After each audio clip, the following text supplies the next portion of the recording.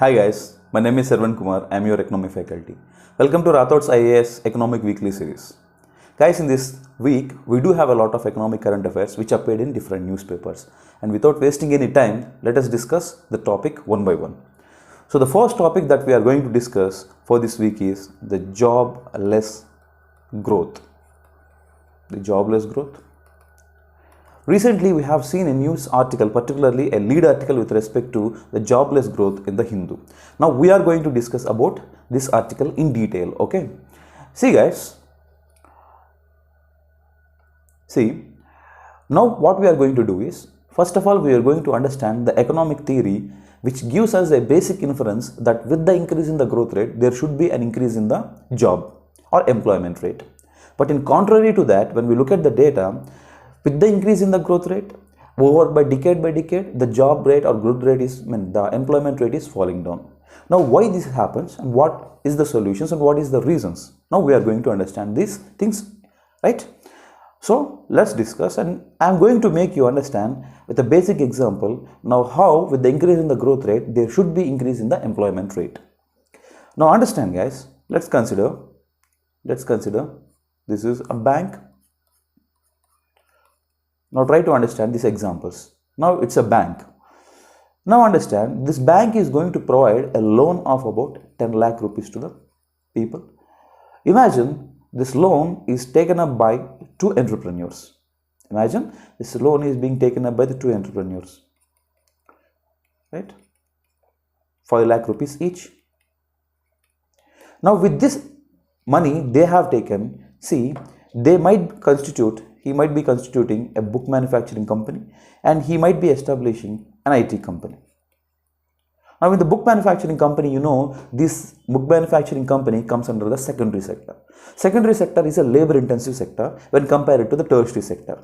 So a book manufacturing company and an IT company. A book manufacturing company and an IT company. Now imagine they have provided employment to 3 people here, as it is a labor intensive sector, and the IT company also provided employment to 2 people here, right? Now understand, they have produced 10 goods. The book company have produced 10 books, and each book's value added is 10 rupees, and this IT company has produced 10 services, and each service's value added is 20 rupees. Now so automatically the GDP they have created, it's a proxy number guys, like it's the GDP have created is 100 plus 200, so totally the GDP would be 300. This is the basic inference that we can draw from this example. Now let us try to look at another example, right? Now let us try to look at another example. See, let's take the same example again. See, now imagine this is a bank. Now understand, earlier what is the amount of the loan that the bank have disbursed to the people? To the entrepreneurs? Earlier it is 10 lakh. Now let's consider the loan amount that is being disbursed by the bank is about 20 lakh rupees. Now understand, this might be taken by, right, some 4 entrepreneurs, right, isn't it or not? This might be taken by some 4 entrepreneurs, right, in such a way. These 4 entrepreneurs might be establishing some economic units. Say for example, this guy have established a book manufacturing company, and this guy might be establishing, right, a apparel manufacturing company. You know the meaning of apparels, the clothes that we wear in our day-to-day lives. And this guy might be establishing, right, a food manufacturing company, a processed food manufacturing company. And this guy, the final guy, might be establishing an IT company. This guy might be establishing an IT company, a book manufacturing company, a cloth apparels manufacturing company, a food manufacturing company, and an IT company, right? Now in such a way they have established, each got the 5 lakh rupees, right? Now try to understand, as these are the labor intensive sectors, you know the meaning of labor intensive sector. Labor intensive means, see, on the basis of the nature of the economic activities, see, all the activities where the money is involved is called economic activities. Now, on the nature of these economic activities, we have divided them into primary sector, secondary sector, and tertiary sector. All those activities that deals with the natural products is called primary sector. All those economic activities where the natural processes are processed in the is called secondary sector, and all the economic activities related to the services is called tertiary sector, that we have understood in our basics. So now imagine it have provided an employment to 3 people. Now this cloth manufacturing company have provided employment to 4 people, as it is a labor intensive sector. We know about it.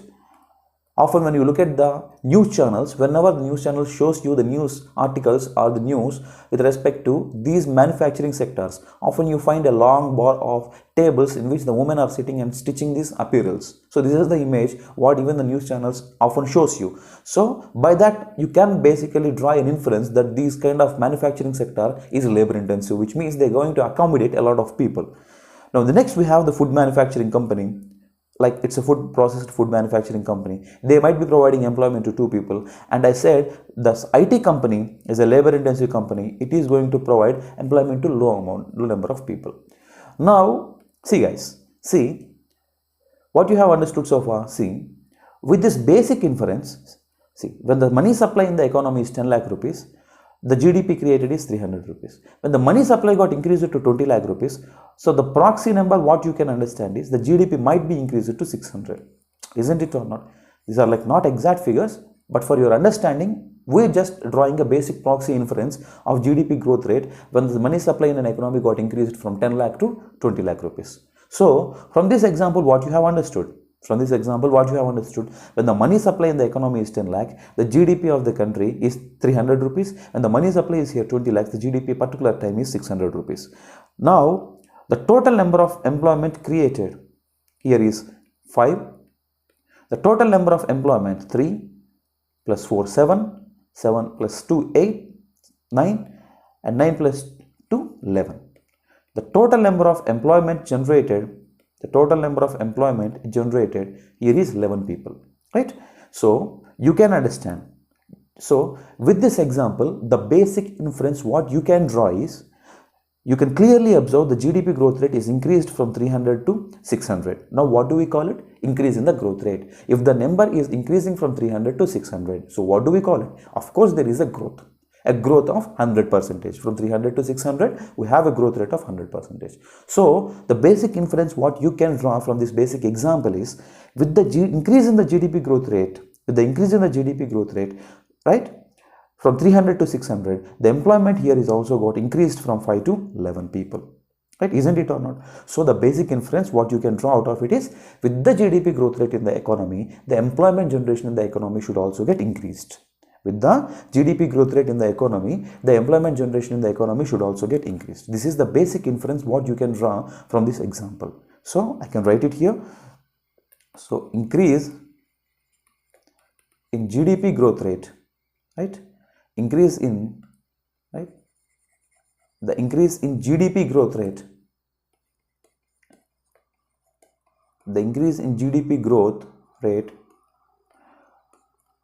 will increase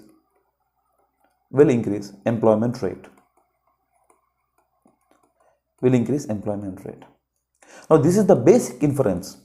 Right? From the above example, you can see the GDP got increased from 300 to 600, and the employment of 5 got increased to 11. So with the increase in the GDP growth rate, there should be an increase in the employment rate. This is the basic economic theory that we can understand from this example. But when we look at the data, which is published by the RBI those times, when we look at the data, with the increase in the GDP growth rate, the employment of that particular country, particularly our India, is being decreasing. See, in the decades of, they have given the data for the decades of 1980s to 1990s, 1970s to 1980s, 1990s to 2000.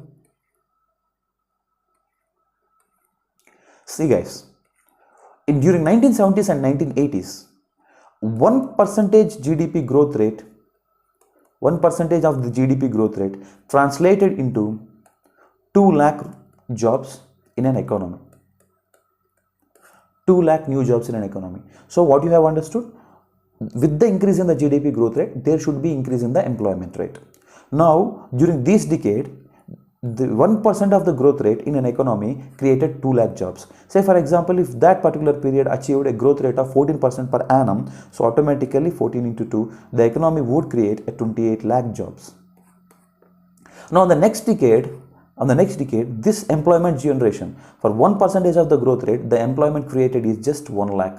You can clearly observe the fall in the 50% fall in the employment generation with the 1% increase in the GDP growth rate. Now in the next decade, it just fell to 53,000. With 1% growth rate in the economy, the jobs created is just 53,000. And by that time, the RBI stopped publishing the data. So now basically what we can inference is from 2010 to 2020, right? From these decades, from 2010 to 2020, the with the GDP growth rate of 1%, the jobs might be creating 25 to 23%, 23,000. Now, you can clearly observe the data like from 1980s to 1990s, from 1990s to 2000, and from 2010 to 2020, with the increase in the GDP growth rate, the employment generation in the economy is falling. So this is the data which is published by the RBI. So what you have understood so far is, from this example, you have understood that with the increase in the GDP growth rate from 300 to 400, 600, let's leave about the numbers.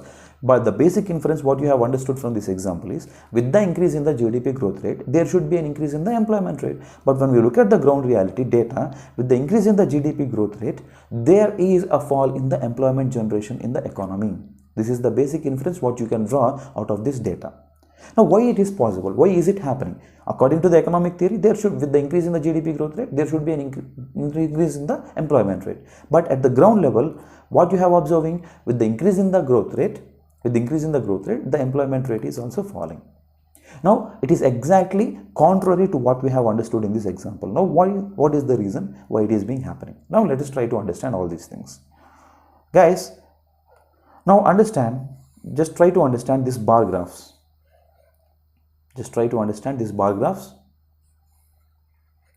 Right? Now,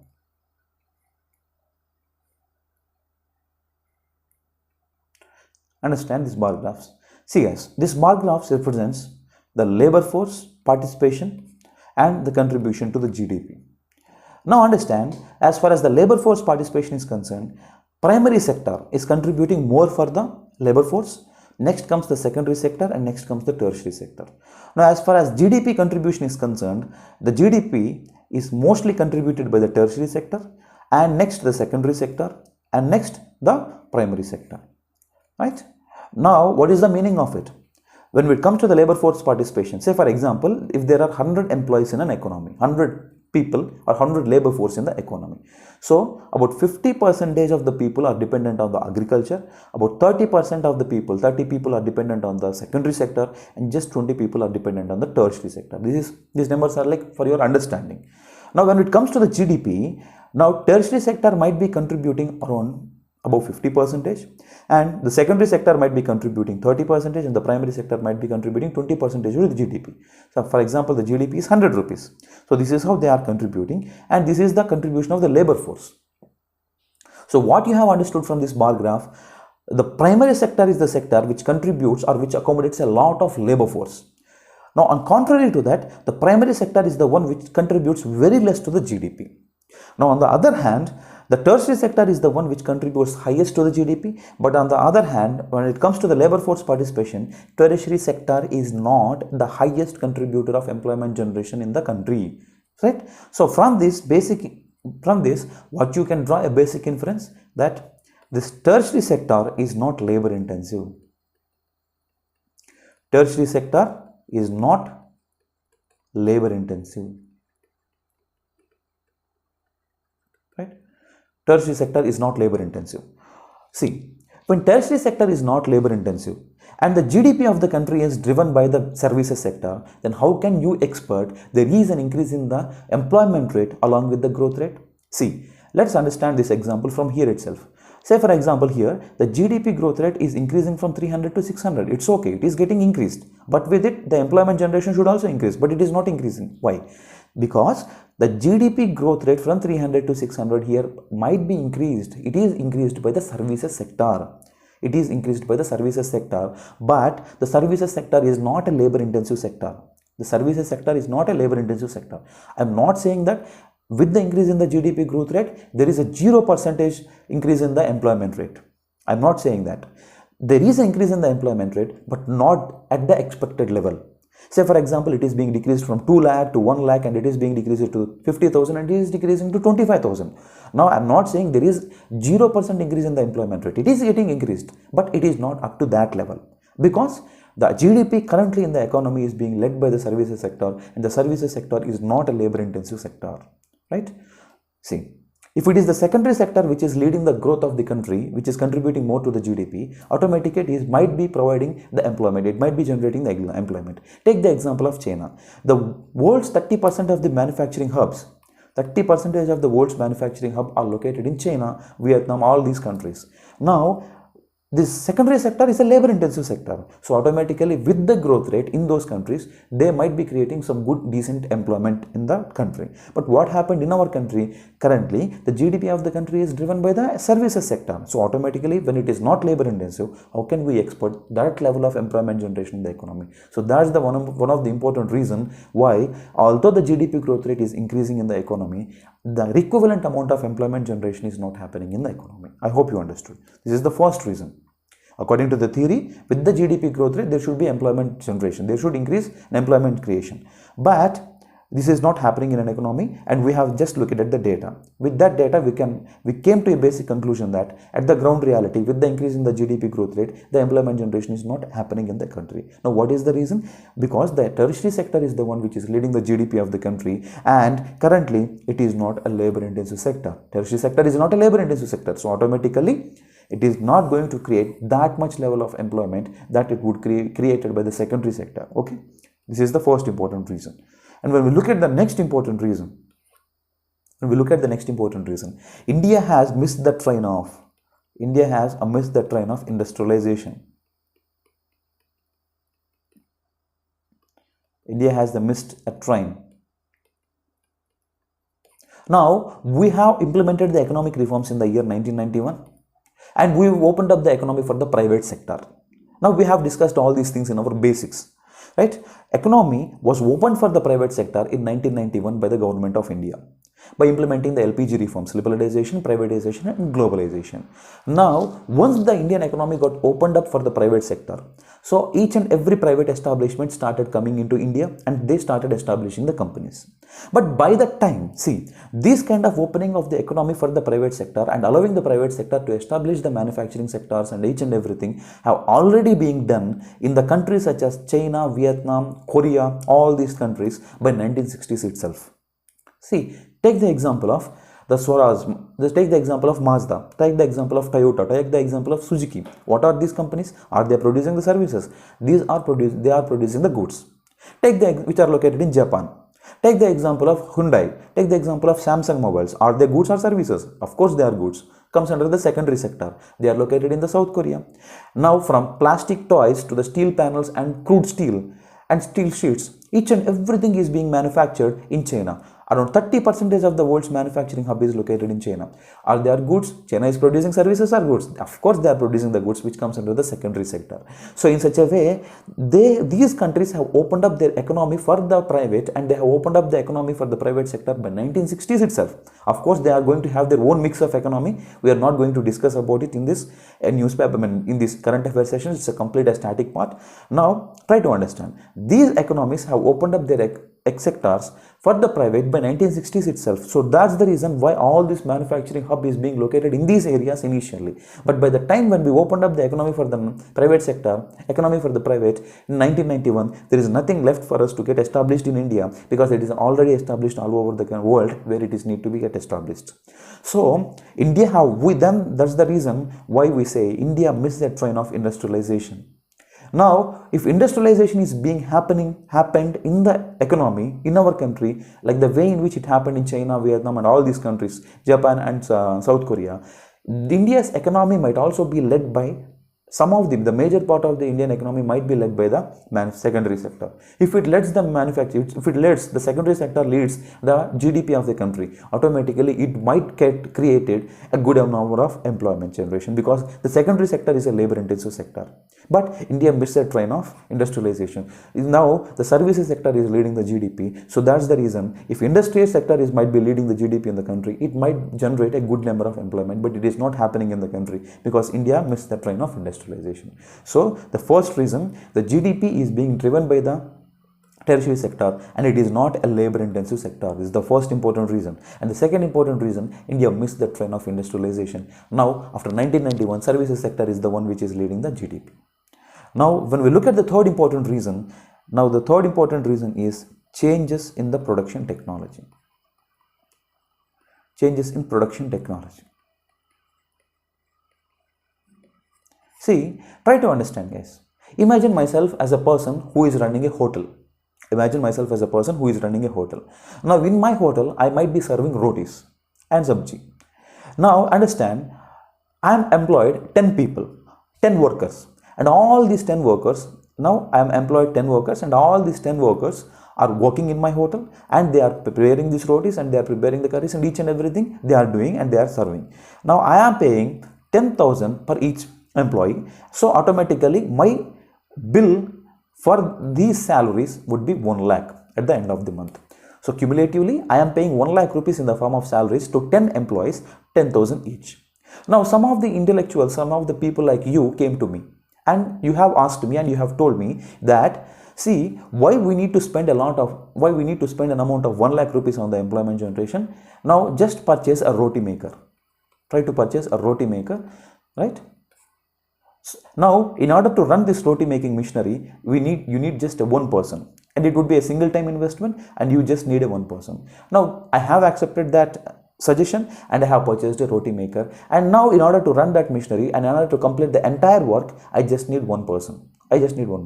So automatically when I need one person, why would I employ rest of the 9 persons? So I have terminated rest of the 9 persons. And they will become unemployees. They want work, but they can't do it, but they can't have it. Now we call them as unemployees. Observe this clearly. When I am purchasing this roti making machine, when I am purchasing some roti making machine, so when I am purchasing a good, machine is a good, when I am purchasing a good, so automatically it would add to the GDP. It would contribute to the GDP. Now on the other hand, when I am removing the people, I am creating the unemployment. Isn't it or not? So you can observe the contrary. On one hand, I am leading the GDP. On one hand, I am contributing to the GDP. On the other hand, I am creating the unemployment in the economy. Right? So we call this as changes in the production technology, and the unemployment created as such is also known as structural unemployment. So these are the 3 important reasons why although there is a GDP growth rate being enhanced in the economy, the equivalent amount of employment generation is not happening in the economy. Right? Now, so guys, what you have understood so far? Basically, we have started with these examples, where with these examples we have understood that with the increase in the GDP growth rate, there should be increase in the employment rate. But when we look at the data of the RBI, which is appeared in the newspapers, it is saying exactly opposite to it. With the increase in the GDP growth rate, there is a fall in the employment rate by 50% decade over decade. Now, what is the main reasons? So, tertiary sector is the sector which is contributing to the GDP, and it is not labor intensive sector. So, automatically we don't have that much level of employment generation in the economy. The second reason, India missed the train of industrialization. If it would have led by the industrialization, if our GDP is led by the industrialization, definitely it would create employment generation in the economy. But it is not the case because we have missed the train of industrialization. Now, the third important reason, the changes in the production technology being happening these days, which creates the structural unemployment. That we have understood with the roti maker example. And apart from this, the modern technologies like AI, artificial intelligence, all these emerging technologies is further, right, they decreases the requirement of the human capital. They require the requirement of the human labor to work. They all decrease the requirement of the human labor, and automatically they are going to pose a threat for the employment generation in the future. So these are the important reasons why, although there should be an increase in the employment rate along with the GDP growth rate, there is no that level of employment growth rate in the economy along with the GDP. Right? I hope you clearly understood the topic. Now, in order to contribute it, in order to increase the employment rate along with the GDP, the government of India have taken up some initiatives. Take the example of Make in India.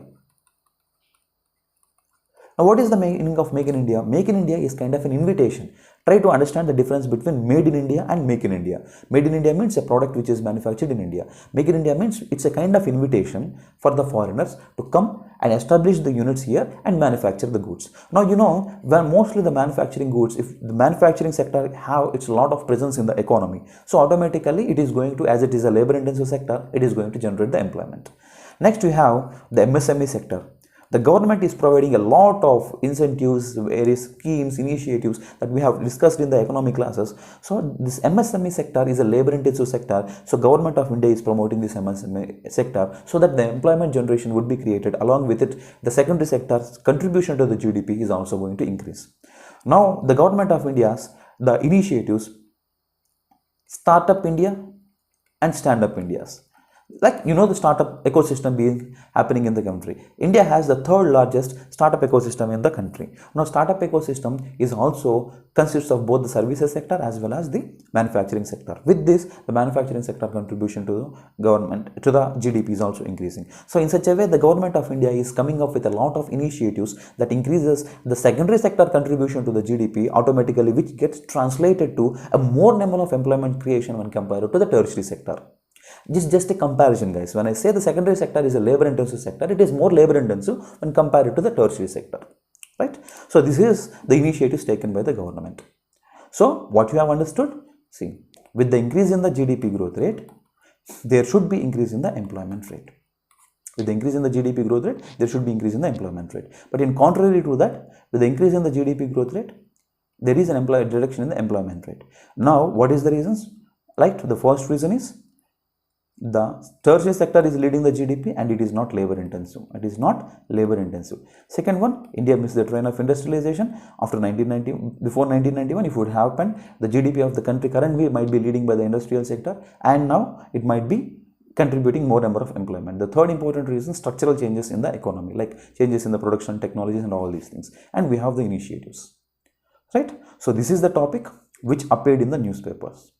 See, guys, why this topic have appeared in the newspaper is, see, the first quarter of the financial year, we have 4 quarters in a financial year. Each quarter is of 3 months. The Q1, the quarter 1 of this month, this particular financial year is going to get released, right, these days. And the government is going to project the GDP growth rate figures. But once in the 1980s, 1990s, during that period, if the GDP growth rate is enhancing in the economy, it definitely gets translated into the increase in the employment rate. But these days, with the increase in the GDP growth rate, the employment, it is not getting translated into increase in the employment rate. So common people, those days, our fathers and grandfathers might be concerned about the GDP growth rate, but these days nobody is concerned about the GDP growth rate because it is not getting translated. It is not getting translated into the employment creation. If employment is not there, so automatically the people don't have enough amount of income. If the people don't have enough income, so automatically their standard of living would be low. But the people's standard of living would be low and it is not being contributing to their income, how a common man will look at the GDP metrics? So he is not concerned about the GDP metrics. Once the common man is concerned about the GDP metrics, like when it is increasing, it might be creating employment. Now it is not the case. So this is what the author in that particular news article is telling us, right? So this is about the article. I think you have understood the article. You have understood the news particularly. See, guys, as I promised in the starting classes itself, it is not only the current affair that I am going to give. In that particular article, that you have just the information like with the increase in the GDP, with the increase in the growth rate, there is decrease in the employment rate. That's it. Now, all these things are these examples are very much important to understand the basic economic principles, and then we will add the data to it and we will analyze it and we will try to find out the reasons. So this is the main thing. This is the whole concept of the jobless growth in the economy. Now, if you want a question, I can give you a question. Just try to answer these questions, like mains questions. Jobless growth is a cause of concern these days in the economy. Critically analyze. These kind of questions are often appeared in the newspaper, often appeared in your UPSC, particularly GS mains, GS paper 3. So just try to have a note of the question and try to write the answer for the question on your own. right? I think I have clearly given you all the knowledge and information which is required to understand these kind of an articles, right? I hope. Now let us move to the next article, next news item, right? Now the next news item is, despite pressure, the India's rupees had remarkable resilience. See guys, try to understand. Now with this basic example, we are going to understand why the rupee is getting depreciated these days. Why the rupee is getting depreciated these days. Now what RBI is doing in order to protect the depreciation of the rupee in the economy. See guys, now let us try to understand. Now currently, for our convenience, understand $1 is equal to 100 rupees. $1 is equal to 100 rupees is the exchange rate currently in the economy. For our convenience, just understand it. Now imagine, now many countries, India is a country which is importing the crude oil. We have a lot of dependency on imports for the crude oil in the country. 80% is the dependency of the crude oil in India, and rest of the 20% is being manufactured and produced in the country, right? So now imagine, currently in the economy, one barrel of crude oil currently in the economy, you know the meaning of barrel, like often you in the news channels they would show you about the barrels. In such a way, you have a crude oil barrel. Now let us understand, one barrel of the crude oil currently is, say for example, $100. One barrel of the crude oil is $100. So now in order to purchase one barrel of the crude oil in the international market, how many dollars we need? Currently we need to exchange 10,000 rupees. We need to exchange 10,000 rupees. If we exchange 10,000 rupees, then we will get the $10, and then we can purchase a one barrel of the crude oil. Now this is the scenario. Now why we need to use the dollar? Because the dollar is the hard currency which is being used by many countries all over the world. Now the next one is, say for example, all of a sudden, if one barrel, so due to the Russian-Ukraine crisis, the crude oil production got reduced. So when a commodities production is reduced, so automatically prices will increase. So now one barrel of the crude oil might become, say for example, $130. Now automatically, now we need to spend an amount of 13,000 on purchasing of the crude oil. Now you know that we cannot compromise on purchasing the crude oil. Now previously we demanded 10,000 worth of dollars to purchase one barrel of crude oil. Now on the second case, due to the low supply of the crude oil, when the prices increases, now we are demanding 13,000 worth of the dollars, so that we will get $130 to buy one barrel of crude oil. Now if you clearly observe here, earlier our demand for the dollar is 10,000 and now the demand for the dollar is 13,000. Now understand the dollar as a commodity. When the demand for any commodity increases, its value increases. When the demand for any commodity increases, automatically its value increases. So earlier we are demanding a dollar's worth of 10,000 and now we are demanding a dollar worth of 13,000. It is not only the case of India. It is the case with all those countries which are importing the crude oil. Now they need to spend the money in the dollars, so they also exchanges their domestic currency with the dollars. So when each and every country is demanding the dollars, automatically its value is going to get increased, isn't it or not? So what is the meaning of increasing the value? So $1 is earlier is 100 rupees and now $1 might become 130 rupees. It is the meaning of increasing the value of the dollar. Now we call it as depreciation. Now fall in the domestic value of the currency is called depreciation. Increase in the exchange rate is called depreciation. Fall in the domestic value of the currency is called depreciation. Now in such a way, there is a depreciation of the home currency, not only of India but of all the countries. See, this is the one important reason why the rupee is depreciating. Not only rupee, but the emerging market economies, all their domestic currency is depreciating. Like we are not the only country which is dependent upon the crude oil, right? This is the one important reason. When we look at the second important reason, now like the way in which you know the meaning of repo rate. Repo rate means it is the rate at which RBI extends the loans to the commercial banks. In a similar way, in the US Federal, see, the RBI for the USA is US Federal Reserve. It is the central bank of the USA. Now it is the organization which is going to control the similar kind of repo rate there. Now we call it as a key interest rate. Now this US Federal Reserve have kept the key interest rate 0%, almost 0% for over a decade. When this kind of a key interest rate is 0, say for example, imagine this is the central bank, and this is a normal bank. It's a normal bank. Like this is the monetary authority, like RBI. You have the US Federal Reserve. Now you have the normal bank, and you have the customer here. Now imagine if the bank takes a loan of about 100 rupees from the bank, from this RBI, and pays an interest rate of 4%, which is called repo rate in case of India, and it is called key interest rate in case of USA. Now if it is being given to the customer at 10% interest rate, and the bank's profit margin is, say for example, 6%. Now automatically understand, when this 4% interest rate is being reduced to 2%, so when the RBI reduces this key interest rate to 2%, so automatically the interest rate for the ultimate consumer might reduce to 8%. So when the interest rates are reduced by the banks, people often think that this is the best time to purchase the house and car, and they will go to the bank and they will take the credit. In such a way, money supply will be increased in the economy. So this is how the USA government have done for the past 1 decade. So the past 1 decade, they kept the key interest rate very low, and they have increased the money supply in the economy, so that with the increase in the money supply in the economy, it increases the GDP growth rate. This is what they have understood. See, here you can understand with the same example, world example, with the increase in the GDP growth rate from 10 lakh to 20 lakh, with the increase in the money supply from 10 lakh to 20 lakh, there is an increase in the GDP growth rate. Right? So this is what they have thought.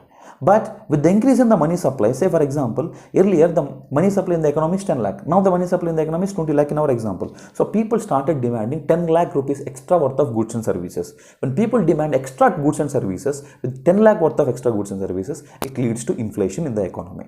Right? Isn't it or not? When the money supply increases, it is a cheap money. So automatically it increases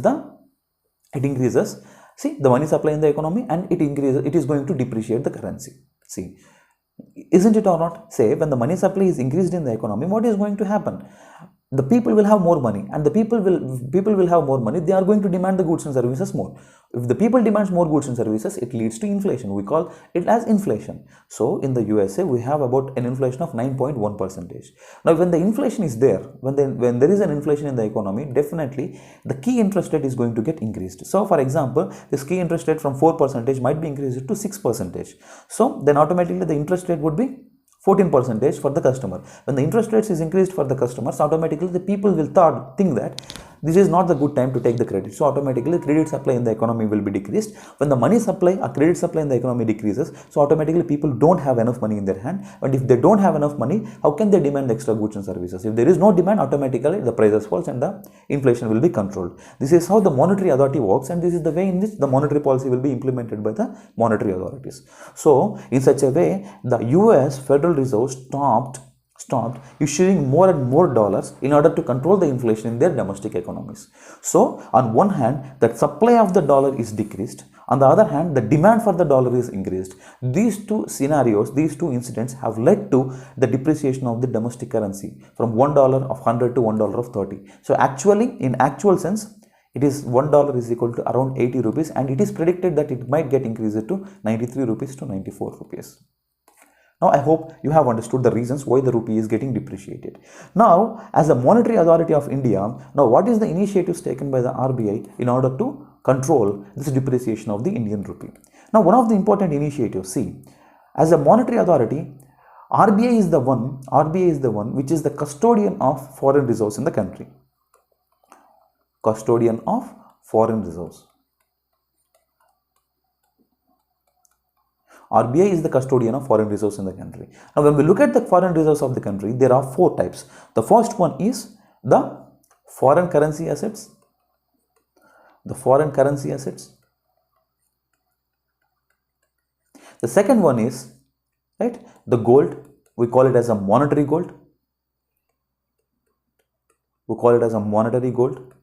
The third one is the reserve portion of IMF.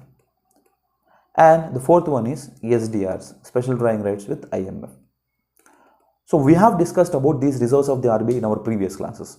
Now, when we look at the foreign currency assets, the foreign currency asset does not mean only the foreign currency assets is maintained in US dollars.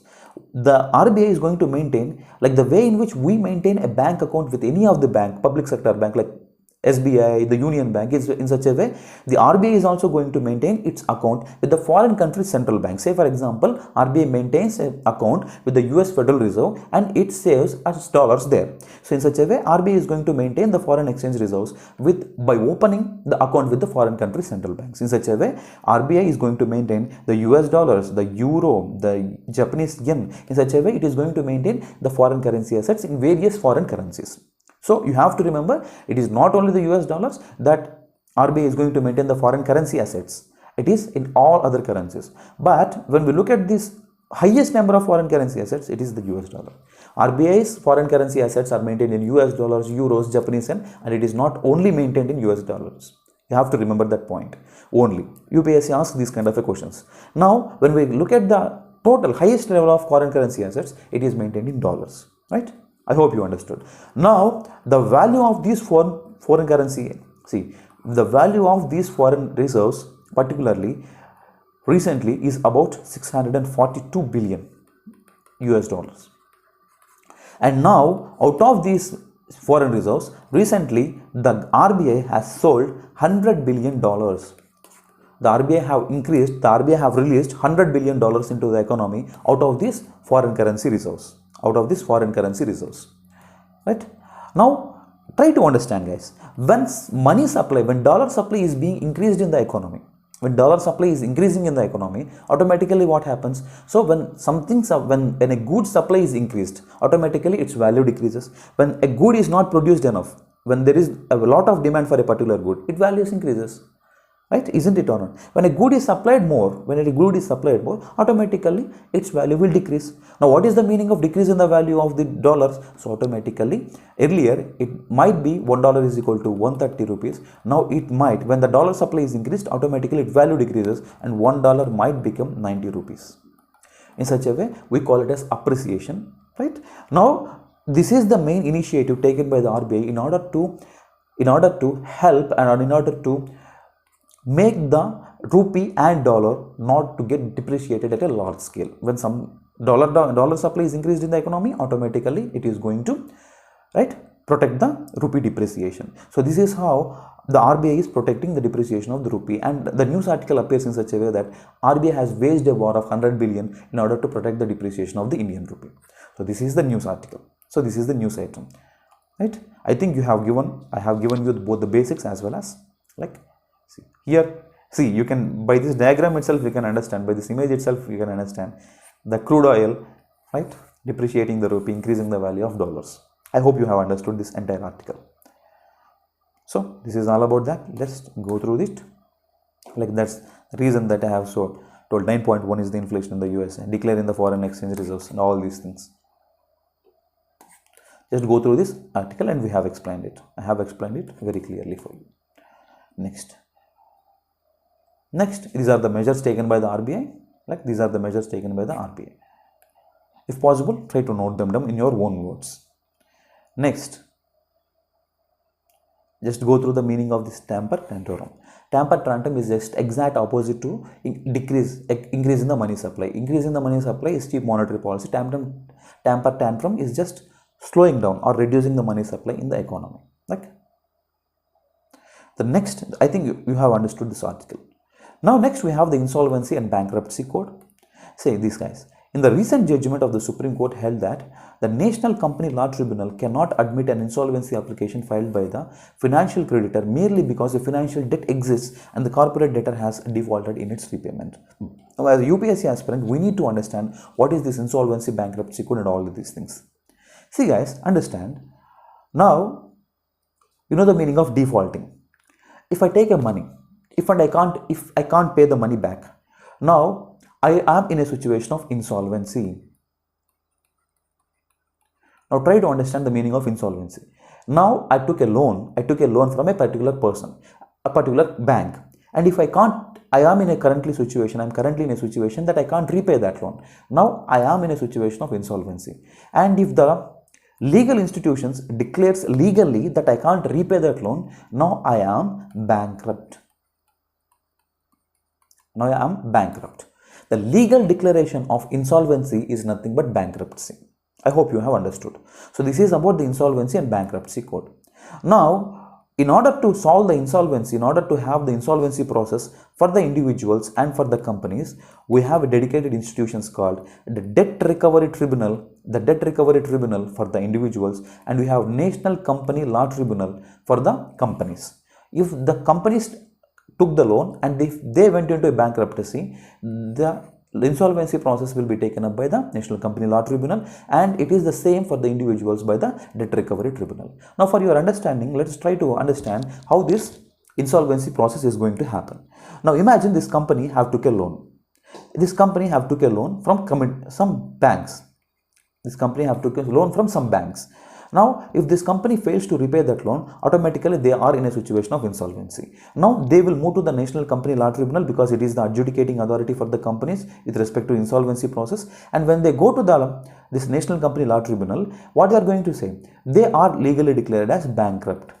They are legally going to declare as bankrupt. Now, what this National Company Law Tribunal is going to do is, they are going to assign an insolvency professional. They are going to assign an insolvency professional, and this insolvency professional is going to visit this particular company, and he is going to take a decision whether this company can be revived. See, on first case, this company failed to repay that loan to the particular banks or the creditors because the company have failed to generate enough revenue. Now, the insolvency professional will come to that particular company and he will look into it whether this company can be revived or not. Now, if the company can be revived, and he will give a plan, and if the company can't be revived, it can be liquidated. What is the meaning of liquidated? It can be sold altogether.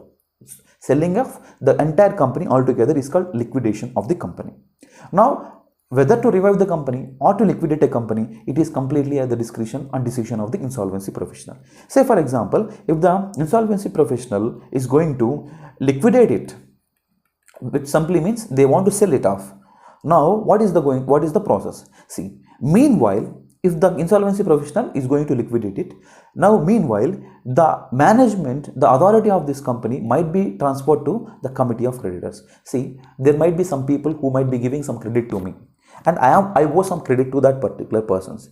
Now, once I went into bankruptcy, the management, all this control of my particular company will be transferred to that committee of creditors. Right? Now, once the insolvency professional decides that the company should be sold off altogether, it should be liquidated, then they would go for the open bidding. They will go for the open bidding. What is the meaning of bidding? Well, somebody say 10 lakhs, another one guy say 15 lakhs, another one guy say 20 lakhs. This is the open bidding. Now, say for example, the total company need to pay an amount of 100 rupees for the creditors. Now, in the open bidding, if the total highest bidding is just 70 rupees for that company, 100 rupees, 70 rupees is the payment, or 90 rupees is the highest bid ever got for this company. Now, what is going to happen? This amount, the 90 rupees amount, at this 90 rupees amount, the company should be sold to the highest bidder, and this decision should be taken by at least 70% of the committee of creditors. You know, the persons who have given the credit to this particular company are made to the committee of the credit, and the ownership of this particular company will be temporarily transferred. The management and control will be transferred to the committee of creditors. Now, when the committee of creditors, 70% of the committee of creditors accepts that the highest bidding of 90 rupees, the company will be sold. And actually they need to get 100 rupees, but they actually got 90 rupees, and the rest of the 10 rupees they need to bear as a loss, and we call this loss as haircut. This is normal haircut, which you can understand is a normal haircut, and this is the haircut which we see often in the insolvency and bankruptcy court. I hope you have understood. This loss they need to bear is nothing but the haircut. So this is about the insolvency and bankruptcy court. I hope you have understood. See, these are objectives of the bankruptcy insolvency, and this is the Debt Recovery Tribunal, the National Recovery Tribunal. So all these things like insolvency professional is appointed, the management of the firm will be transferred to the committee of the creditors. The insolvency professional has to decide whether to revive the company or to liquidate it, right? All this will be taken up by him. It need to be accepted by the 75% of the committee of creditors. Like I have said 70, it need to be accepted by the 75% of the committee of creditors. So in such a way, we have given all these things, and time period is like 180 days in order to complete this insolvency process. So this is about this insolvency and bankruptcy code. I hope you have understood the code and you also understood the process. Just pause and just look at the entire details. Now next we have the reforms needed in the next stage of GST. India have completed 5 years under the GST regime. Like we have discussed many times, like what is the working of the GST, what is the procedure of the GST, and what is the issues currently happening with the GST. Now when we look at the performance of the GST, as you know, today in contrast we have a single tax across the country. Earlier we used to have a lot of different kinds of indirect taxes which created uncertainty of the tax rates. Now we have one single tax. Now we have discussed about it many times. Now the ease of payments have improved over time with the technical glitches have been slowly sorted out and leading to a record number of GST registrations increasing from 1.8 crore in April 2018 to 1.36 crores in 2022. The revenue gains have been significant. If we factor in the 3 percentage point decline in the incidence of the GST duty from 14.8 to 11.8% as suggested by the RBI, the actual proportion in 2021 would have been 7.4% of the GDP. Now we have discussed about GST compensation fund, GST compensation cess, the working of the GST and the provisions of the GST in our previous newspaper, in your previous economic weekly sessions, right? I hope you have understood. Now, changes made to ensure the stricter compliance in the GST is like input credit. You have discussed about the input credit. Say for example, in order to produce a good, say for example, if this guy have purchased a good and he purchased a good at 10 rupees, 8 rupees is the value of the good, 2% is the tax. Now when he added a value of 10 rupees to it, so totally the value of the good became 20. Now the tax upon it might be, like say for example, the tax upon it might be 10 rupees, 10%. So automatically 10% of the 20 is 2 rupees. So, or say for example, the tax percentage is 20%. So automatically 20% of the tax is 4 rupees. So when the good need to be sold to the ultimate consumer at 20 rupees and they need to collect a tax of 4 rupees and they need to pay it to the government. But actually he already paid a tax of 2 rupees to the government. So now he need to deduct that 2 rupees and just pays 2 rupees to the government. Now we call it as input tax credit and we have discussed clearly about these things in our economic static syllabus. The introduction of e-invoicing, GST e-way bills, right? The third is introducing the e-way bills for the transportation of goods from beyond 10 kilometers, which is valued 50,000 or above. The GST e-way bill is put into place. Pin code to pin code location is also a provision of the GST e-way bill in order to prevent the misuse of this GST e-way bills. Right? All these things have the new initiatives taken by under the GST for this compliance.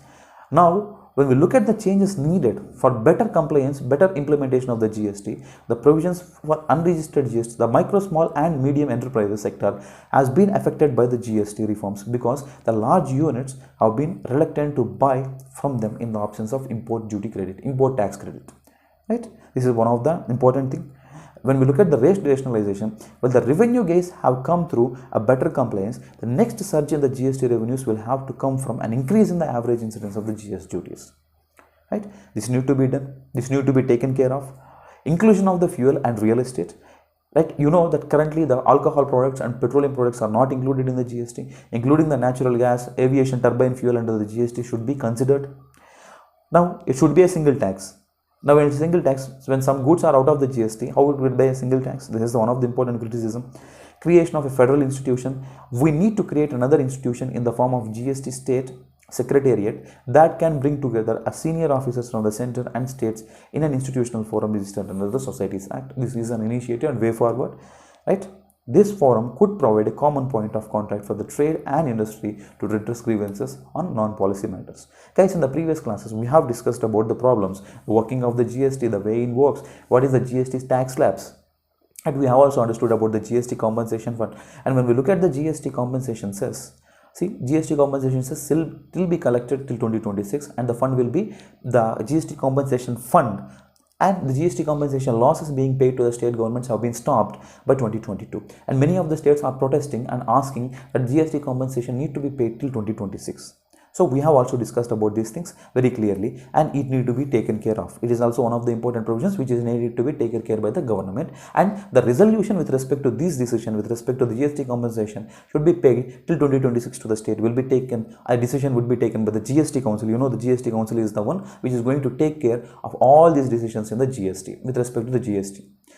Right? It is headed by the Union Finance Minister. We also discussed about the composition of this.